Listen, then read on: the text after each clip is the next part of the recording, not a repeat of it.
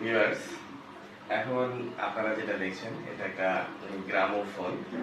তো এই গ্রামোফোনটা মূলত গান শোনার একটা রেকর্ড প্লেয়ার। এটা 1877 সালে এমিল বার্লিনার উনি এটা আবিষ্কার করেন। তারপর থেকে এটার অনেক সংস্করণ চলে আসছে। তবে এটা একটা অ্যান্টিক জিনিস, অনেকে শখ করে এটা বাসায় রাখে।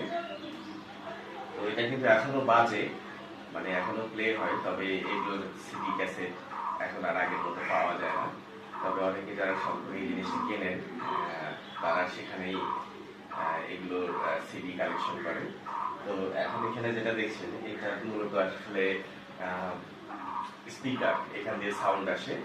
আর এখানে যেটা দেখছেন এটা হচ্ছে ওই চুম্বকের মতো, যেটা আসলে এইখানকার রেকর্ড বাজতে সাহায্য করে।